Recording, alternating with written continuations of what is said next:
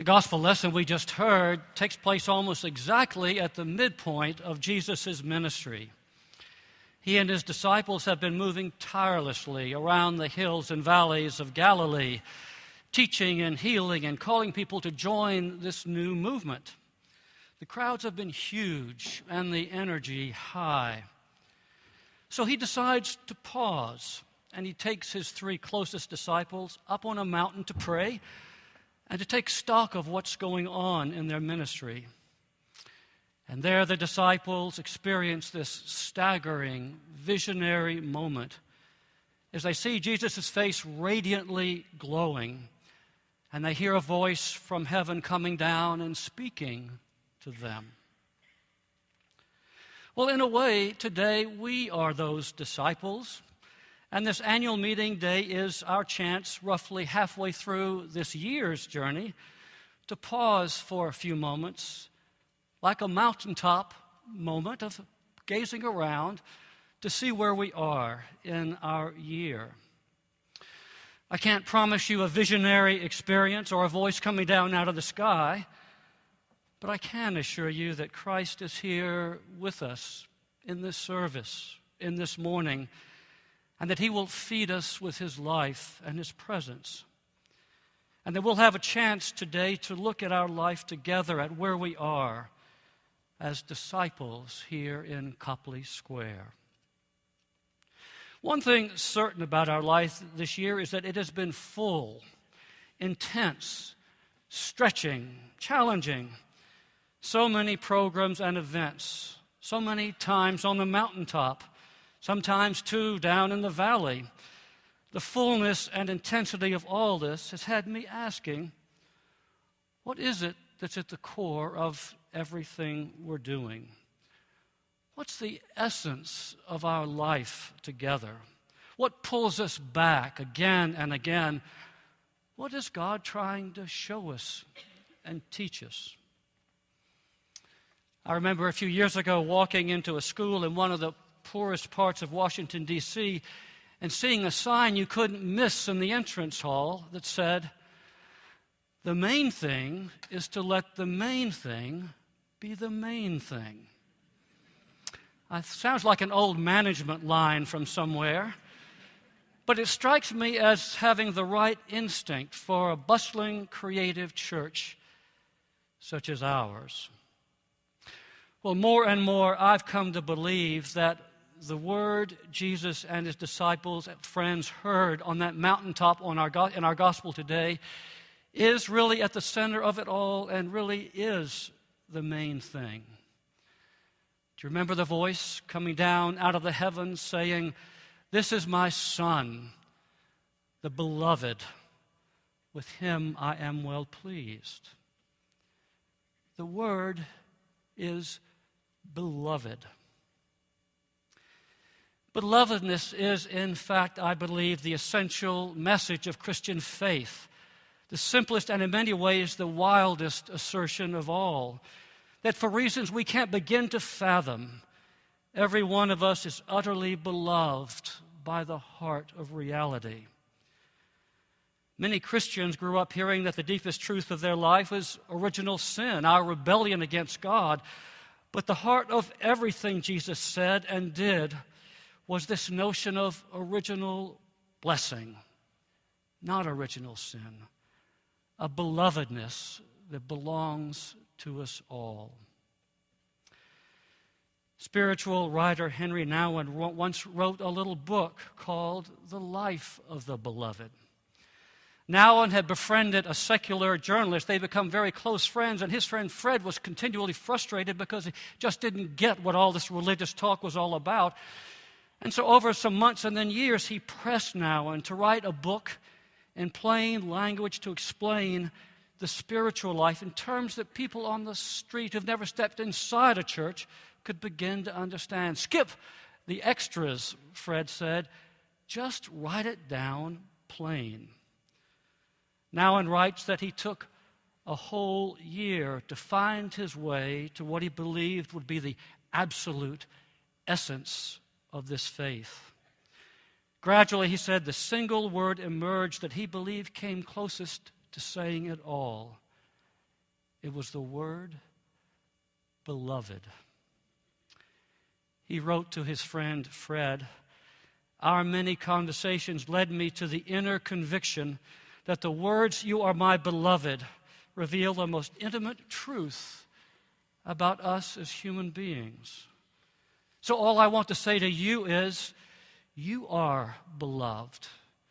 And all I hope that you can hear in these words as I speak them to you is, with all the tenderness and force I can offer, that you are beloved." Belovedness. My guess is that most of us spend a good deal of our life searching for some sense of belovedness.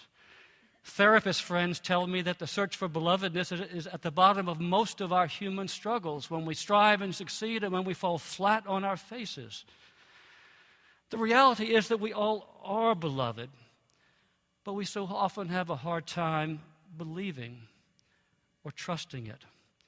So we go to work to convince ourselves and those around us that it really is so. Twice Jesus heard this voice from heaven. Twice, or we could put it a more realistic way, twice he experienced intensely this awareness of his belovedness. Up on that mountain, and then all the way back when his ministry began in his baptism in the Jordan River. But something happened in those two moments that so riveted him and claimed him with his belovedness that he knew the rest of his life and ministry would be about trying to convince people that they were beloved, helping them to trust it and to live it.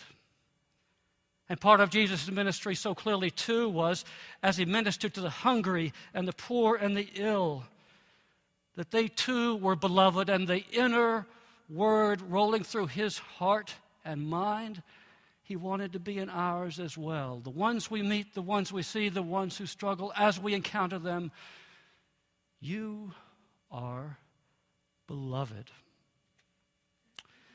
There's a contemporary Buddhist parable that opens to something of what the importance of this belovedness is.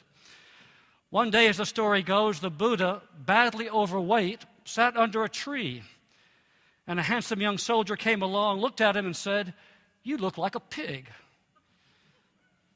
The Buddha replied, "Well, you look like God." "Why would you say that?" the surprised soldier said. "Well," said the Buddha, "we see what's inside us. I think about God all day long, and when I look out, that's what I see. You obviously must think about other things."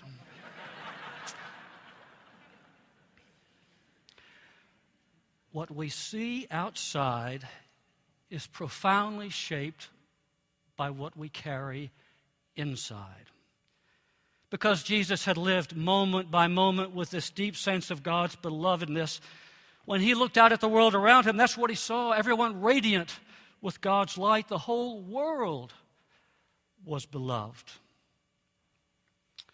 I've been thinking lately of Trinity as a school for belovedness.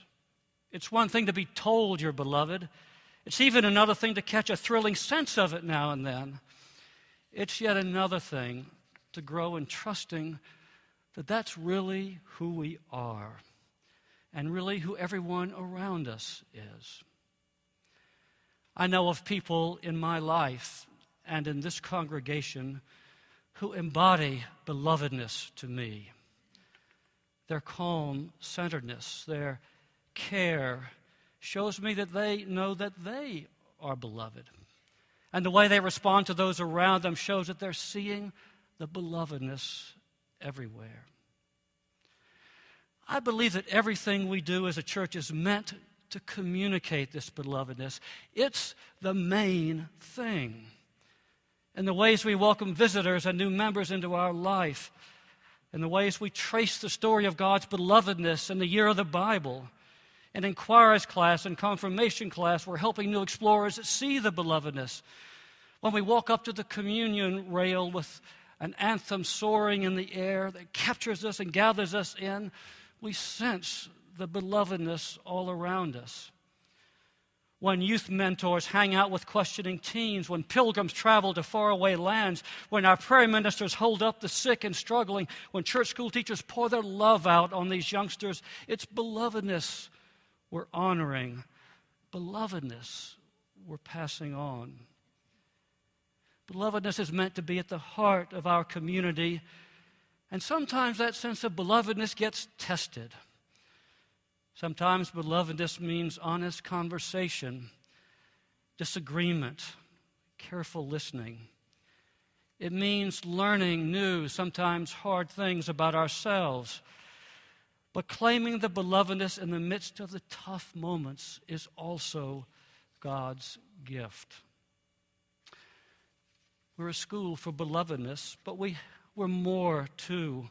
Jesus' main mountaintop experience wasn't only for him and his disciples. His experience on that mountain sent him back into the rough and tumble of a dusty crowd and a turbulent world.